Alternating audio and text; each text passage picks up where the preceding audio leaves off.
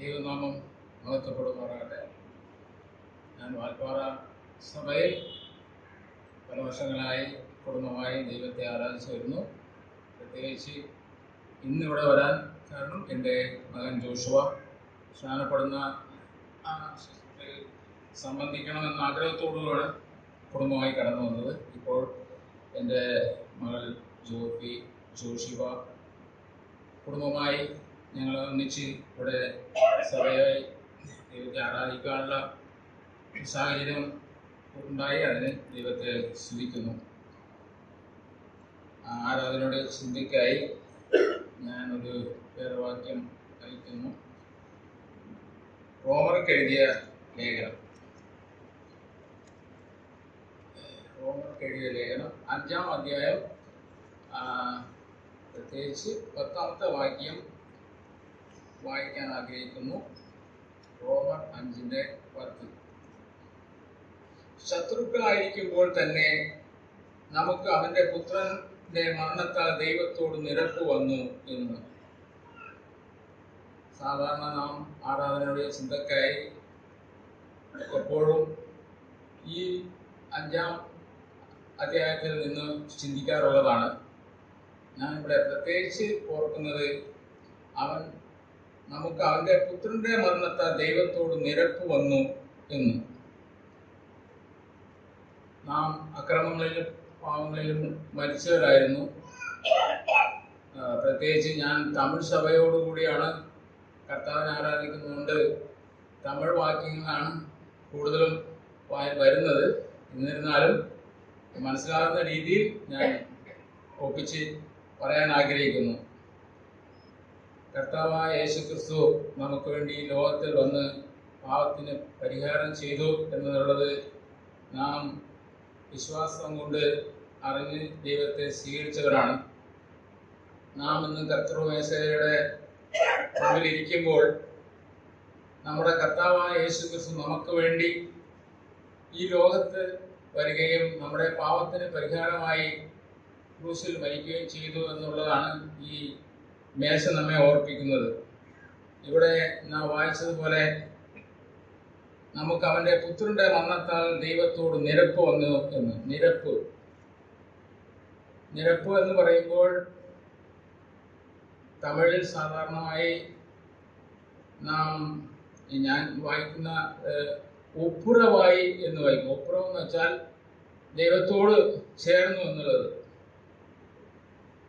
ഇംഗ്ലീഷിൽ റീകൺസിലേഷൻ എന്ന് പറയും. ദൈവത്തോട് നിരപ്പ് പ്രാപിച്ചു. പുത്രനായ യേശുക്രിസ്തു മൂലമായി നമുക്ക് ദൈവത്തോട് നിരപ്പ് വന്നു. ഇന്ന് നാം ദൈവത്തോട് നിരന്ന് ദൈവത്തോട് കൂടി ആകുവാനുള്ള ഭാഗ്യം നമുക്ക് ലഭിച്ചിരിക്കുകയാണ്. അതോട് ചേർന്ന് നാം 2 കൊരിന്ത്യർ 5:17 വാക്യം നാം സ്ഥിരമായി വായിക്കുന്ന ഒരു വേദവാക്യമാണ്. 2 കൊരിന്ത്യർ 5:17. ഒരുത്തൻ ക്രിസ്തുവിനായാൽ അവൻ പുതു സൃഷ്ടിയാകുന്നു, പഴയത് കഴിഞ്ഞുപോയി, ഇതാ അത് പുതിയതായി തീർന്നിരിക്കുന്നു. അതിനൊക്കെയും ദൈവം തന്നെ കാരണഭൂതൻ. അവൻ നമ്മെ ക്രിസ്തു മൂലം തന്നോട് നിരപ്പിച്ചു. നിരപ്പിന്റെ ശുശ്രൂഷ ഞങ്ങൾക്ക് തന്നിരിക്കുന്നു. ദൈവം ലോകത്തിന് ലംഘനങ്ങളെ കണക്കിടാതെ ലോകത്തെ ക്രിസ്തുവിൽ തന്നോടുകൂടെ നിരപ്പിച്ചു പോന്നു. ഇവിടെയും നിരപ്പ്. കർത്താവായ യേശു ക്രിസ്തുവിന്റെ മരണത്താൽ നാം ഇന്ന് പുതിയ സൃഷ്ടിയായി ദൈവത്തോട് നിരപ്പ് പ്രാപിച്ചിരിക്കുകയാണ്. അങ്ങനെയുള്ള ഭാഗ്യം ലഭിച്ച നാം ഇന്ന് ഈ കർത്താവിന്റെ മേശയിൽ പങ്കെടുക്കുവാനുള്ള ഭാഗ്യം ലഭിച്ചിരിക്കുകയാണ്. അത് എത്രയോ വലിയ ഭാഗ്യമാണ്. ഒരു കാലത്ത് നാം ദൈവത്തെ അടുക്കുവാൻ അർഹതയില്ലാത്തവരായിരുന്നു. അതിക്രമങ്ങളിലും പാപങ്ങളിലും മരിച്ചവരായിരുന്നു. സങ്കീർത്തനത്തിൽ വായിക്കുന്ന പോലെ ഇതോ, ഞാൻ തമിഴ് ആയതുകൊണ്ട് ഇതോ എൻ്റെ അമ്മ എന്നെ ഗർഭത്തിൽ എൻ തായ് എന്നെ പാവത്തിൽ ഗർഭധരിക്കാറുണ്ട്. അതായത് പാവത്തിലാണ് നാം ഇന്ന് ഇവിടെ ലോകത്തിൽ കാണപ്പെട്ടത്. എന്നാൽ നമ്മുടെ കർത്താവായ യേശുക്രിസ്തു മൂലമായി നാം ദൈവത്തോട് നിരപ്പ് പ്രാപിച്ചു. ഇന്ന് ദൈവത്തോട് ചേരുവാനുള്ള ഭാഗ്യം ലഭിച്ചിരിക്കുകയാണ്. നാം മത്തായി സുവിശേഷം 27-ാം അധ്യായത്തിൽ 50-ാമത്തെ വാക്യത്തിൽ ഇങ്ങനെ വായിക്കുന്നു: യേശു പിന്നെയും ഉറക്കെ നിലവിളിച്ചു പ്രാണനെ വിട്ടു. അപ്പോൾ മന്ദിരത്തിന്റെ തിരശ്ശീല മേൽതൊട്ട് അടിയോളം രണ്ടായി ചീന്തി. മഹാപുരോഹിതൻ മാത്രം കടന്നു ചെന്ന് ആരാധിക്കുന്ന, ബലിയർപ്പിക്കുന്ന ആ സ്ഥലത്ത് നാം ഇന്ന് ദൈവത്തിന്റെ കൃപയാൽ ആ തിരശ്ശീല രണ്ടായി ചീന്തപ്പെട്ടതിനാൽ നാം ദൈവത്തോട് അടുത്ത് ചെല്ലുവാനും ദൈവത്തോട് നിരപ്പ് പ്രാപിച്ച് ദൈവസന്നിധിയിൽ കടന്നു വരുവാനുള്ള ഭാഗ്യം നമുക്ക് ദൈവം തന്നിരിക്കുകയാണ്.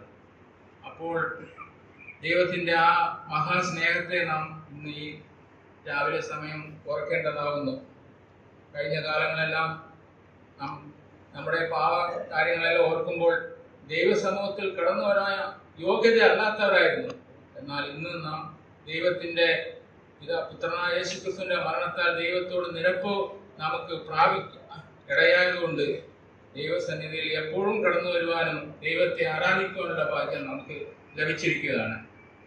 ഹെബ്രായർ എഴുതിയ ലേഖനത്തിൽ 10-ാം ഹെബ്രായർ 10-ന്റെ 19-ാമത്തെ വാക്യം: അതുകൊണ്ട് സഹോദരന്മാരെ, യേശു തന്റെ ദേഹം എന്ന തിരശ്ശീലയിൽ കൂടി നമുക്ക് പ്രതിഷ്ഠിച്ച ജീവനുള്ള പുതുവഴിയായി തന്റെ രക്തത്താൽ വിശുദ്ധ മന്ദിരത്തിലേക്കുള്ള പ്രവേശനത്തിന് ധൈര്യവും ദൈവാലയത്തിന്മേലുള്ള മഹാപുരോഹിതം എന്ന് വായിക്കുന്നു. ഇപ്പോ നാം മഹാപുരോഹിതനായി രാജാക്കും ആസാര്യം എന്ന് നാം വായിക്കുന്നു. അങ്ങനെയുള്ള ഭാഗ്യം ലഭിച്ചതുകൊണ്ട് ഇന്ന് നാം കർത്തൃസന്നിധിയിൽ എപ്പോഴും ആരാധനയ്ക്കായി കടന്നു വരുവാനുള്ള ഭാഗ്യം നമുക്ക് ലഭിച്ചിരിക്കുകയാണ്. ആ ഭാഗ്യത്തെ ഓർക്കുവാനുള്ള സന്ദർഭമാണ് ഇന്ന് രാവിലെ നമുക്ക് കിട്ടിയിരിക്കുന്നത്. ആ ഭാഗ്യത്തെ ഓർത്ത് ദൈവത്തോട് നിരപ്പ് പ്രാപിച്ച ആ ദൈവസ്നേഹത്തെ ഓർത്ത് ദൈവത്തെ നാം ആരാധിക്കാം. ദൈവത്തിൻ്റെ നാമം മഹത്വപ്പെടുമാറാകട്ടെ.